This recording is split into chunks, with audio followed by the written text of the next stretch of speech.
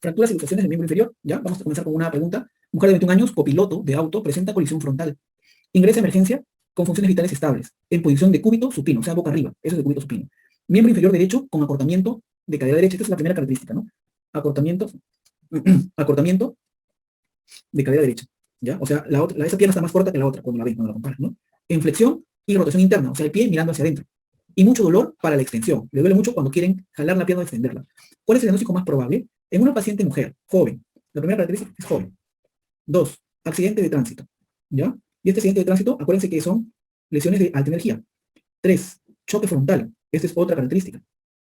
Solamente mirando estas tres palabras, copiloto de auto, choque frontal y joven, de frente vamos a pensar en una luxación de cadera, ¿ya? Ahorita vamos a ver cuando hablamos fracturas y luxaciones de cadera, ¿no? Todo paciente joven con problema en la cadera, según las preguntas de INAM o de internado, van a ser luxaciones, ¿ya? Ahora, ¿qué tipo de luxación? ¿Posterior o anterior? La luxación posterior es la única que te da una actitud en rotación interna, ¿ya? Es la única que te da. Las demás luxaciones y o fracturas, ¿ya?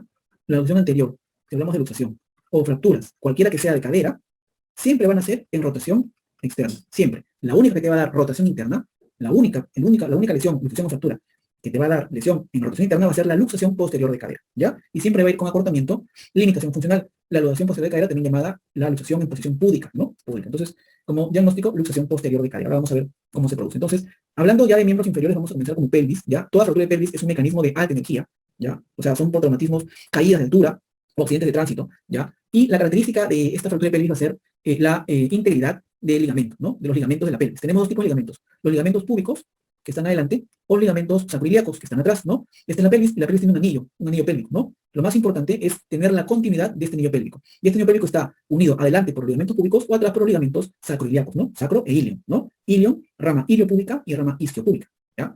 Entonces, según la clasificación de TAI, tenemos tres tipos. TAI 1, cuando solamente hay una distensión de los ligamentos, no hay ninguna ruptura, y se conserva el anillo pélvico. TAI 1, ¿ya? Siempre, por ejemplo, puede haber una fractura aquí, una fractura en la rama, una fractura en el acetábulo, pero se conserva el anillo pélvico, ¿no? Entonces, anillo pélvico, ok, TAI 1. Cuando hay una ruptura en el anillo pélvico anterior, ¿ya? Se dice TAI 2, ¿no? TAI 2, el anillo pélvico anterior es el afectado, ¿no? Acá está el afectado. Y acá está la lesión del famoso libro abierto, ¿no? Libro abierto, ¿no? Por ejemplo, aquí está, por ejemplo, que este es el ligamento afectado, y aquí están los ligamentos bien, y se abre como un libro, ¿no? La famosa lesión en libro abierto. Este es el TAI 2, o el TAI B también. TAI A, TAI B, y el TAI C, o 3, algunos también le dicen, ¿ya? Es cuando hay una lesión tanto en el anillo anterior como en el anillo posterior, ¿ya? Aquí, cuando hay esta lesión en TAI C, ya se habla de una fractura importante, ¿ya? Una fractura en posición o en inestabilidad vertical, porque al no haber acá un tope, se asciende la pelvis, ¿ya? Vertical, mientras el TAI B es horizontal, ¿ya? El TAI C vertical, el TAI B solamente se va hacia los costados como un libro abierto. El TAI B sí asciende la pelvis, puede ascender. Y este TAI C es de un peor pronóstico, ¿no? Un peor pronóstico. Entonces, las TAI C sí hay que tener cuidado, hay que tratar de entrar a sala de operaciones para poner un fijador externo, ¿ya? Porque esta TAI C tiene un gran peligro de una hemorragia del plexo venoso de la pelvis y producir una muerte por shock hipovolémico, ¿ya? Entonces, clínicamente, ante una fractura ya con inestabilidad ligamentaria, o sea, TAI B o TAI C, hay que evaluar el estado hemodinámico y también hay que hacer un examen neurovascular, ¿ya? Es muy importante descartar que no haya ninguna hemorragia retroperitoneal a predominio del plexo venoso. Lo que más sangra en la pelvis es vena. Y drena, y drena, y drena. Cuando le hacen una ecografía, hay quizá una hemorragia importante en fondo de saco. Y entonces, ¿cómo nosotros podemos parar esta hemorragia, ¿no? Como traumatólogos, con la fijación externa. La fijación externa es muy importante a nivel de cualquier hueso, primero, porque para el dolor, ¿ya? O sea, para el dolor y para el sangrado. Acuérdense que toda fractura se inmoviliza. Todas las fracturas se inmovilizan. Puede ser con una férula, con un yeso, con una placa y tornillos, o en este caso, con una fijación externa, perdón. Pero toda fractura tiene que ser inmovilizada. Una vez inmovilizada la fractura, ya nosotros podemos planificar el tratamiento definitivo, ¿ya? Pero de inicio, toda fractura se inmoviliza, para por lo menos evitar las complicaciones, en este caso, de una hemorragia y un posible choque hipovolémico. ¿Y cuál es la principal complicación de una fractura de pelvis? Pues esta, la hemorragia. Como segundo cápite, ¿cuál es? O en frecuencia, la segunda lesión más importante es la hemorragia, es la lesión uretral, perdón, la uretra posterior, ¿ya? La uretra posterior es la que más se lesiona. Y luego la vejiga, ¿ya? El trauma vesical. El tratamiento es conservador cuando es un TAI A, pero cuando es un TAI B o un TAI C, el tratamiento es quirúrgico. En un TAI B, donde se abrió como libro abierto, es poner una placa y cerrar el libro. Y en TAI B es poner unos tornillos que vayan por todo el sacro, a través de los ilíacos, y tratar de estabilizar. Mientras tanto, si yo no tengo, por ejemplo, ningún tipo de fijador externo y estoy en un hospital, quizá en un hospital más o menos grande, que aún no tengo ningún fijador externo, puedo poner la hamaca, ¿ya? La hamaca, que es una faja debajo del paciente y ajustarlo, ¿no? Para tratar de cerrar la pelvis y así estabilizar o inmovilizar las articulaciones de la pelvis, ¿ya? Listo. Y ahora, en cuanto a fracturas de cadera, aquí sí atento, chicos, porque esto viene siempre preguntado. Las fracturas de cadera, la mayoría de fracturas de cadera en el examen y en la vida diaria son en ancianos, ¿ya? Son en ancianos. Y son caídas a desnivel, o sea, de baja energía. Ese es el mecanismo, de baja energía y caídas a desnivel, ¿ya? Y hay dos tipos de fracturas de cadera. Las fracturas de cadera intracapsulares y las extracapsulares. ¿Cómo son? Esta es la cápsula, miren. Yo lo estoy pintando en la cápsula articular, ¿no? Esta es la cápsula articular. Este es el acetábulo, ¿verdad? Y esta es la cabeza femoral y el cuello femoral. Trocánter mayor, trocánter menor, ¿verdad? Y el cálcara por acá y abajo todo el fémur, ¿cierto? Y el cuello. Entonces, todo lo que está dentro de la cápsula, todas las fracturas que se dan dentro de este nivel, se llaman fracturas intracapsulares, ¿ya? Intracapsulares. Y son de cuatro tipos. Uno, la fractura capital, la que está acá, capital, subcapital, transcervical, hacia el nivel del cuello, ¿ya? Transcervical, o también llamada base cervical, ¿ya? Base cervical. ¿Cómo clasifico yo estas fracturas? Según Garden, según la clasificación de Garden, ¿ya? Hoy vamos a ver cuál es la clasificación de Garden, ¿ya? ¿Cuál es la clínica de estas fracturas? La clínica de una fractura intracapsular de cadera es el acortamiento, ¿ya? La rotación externa, o a veces neutro, la abducción, a veces la aducción, o a veces también neutro, ¿ya? Va a depender a qué nivel esté, ¿ya? Y aquí no hay un hematoma hacia la piel, no hay un hematoma, no hay hematoma de fractura, porque cuando hay una fractura aquí, el sangrado se queda dentro de la cápsula, ¿no? Entonces, esta es la clínica, de una fractura intracapsular, ¿ya? Acá, a nivel de la región intracapsular, la vascularidad es muy pobre, acá es una pobre vascularidad. Cuando es pobre la vascularización, el problema es biológico, ¿ya? Y si el problema es biológico, siempre va a haber una necrosis avascular, ¿ya? Siempre. Entonces, ¿qué les quiero decir? Que la complicación más frecuente son necrosis avasculares cuando hay fracturas de este nivel, ¿ya? En cuanto a clasificación de Garden, va a depender del trazo de fractura y si es desplazada o no desplazada. Por ejemplo, acá, Garden 1, vamos a ponerlo por acá. Garden 1 es una fractura, cualquiera de estas, incompleta. ¿Qué quiere decir? Que solamente se quedó aquí a mitad, nada más. Garden 2, completa.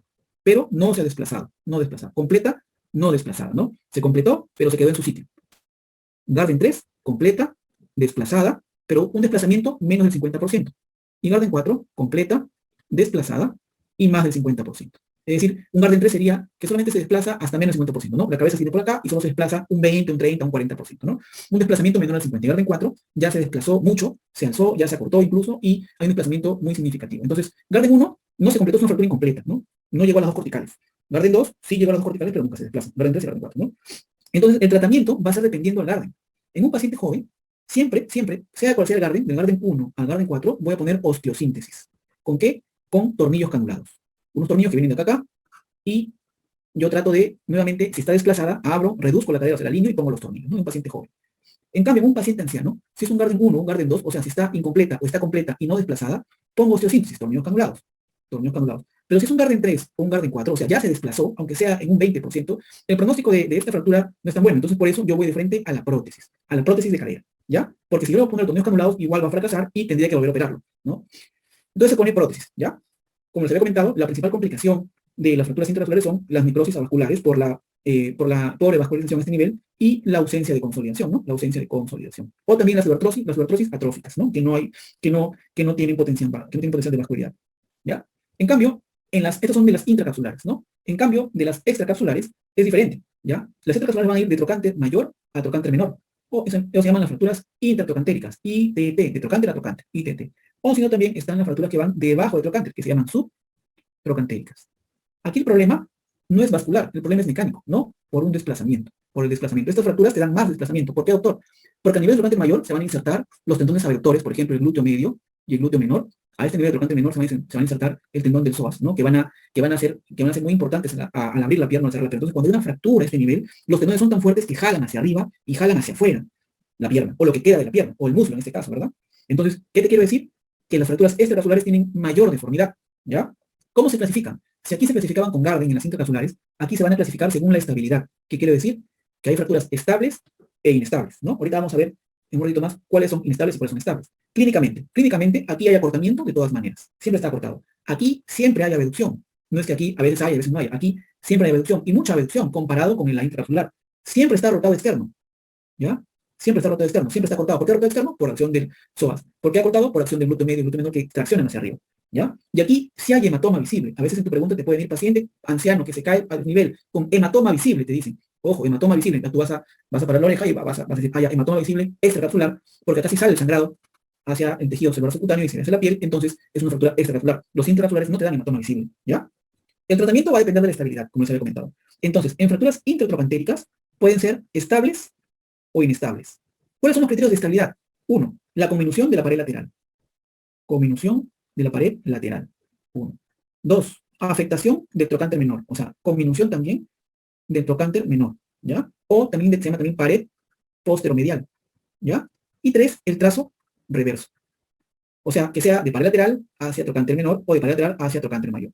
Cuando tenemos esos tres tipos, nuevamente, conminución de la pared lateral, conminución de la pared posteromedial o trocánter menor, y trazo reverso o inverso, son fracturas inestables. Si no tenemos cualquiera de esas tres, y solamente tengo una fractura que va de trocánter menor a trocánter mayor a menor, son fracturas estables.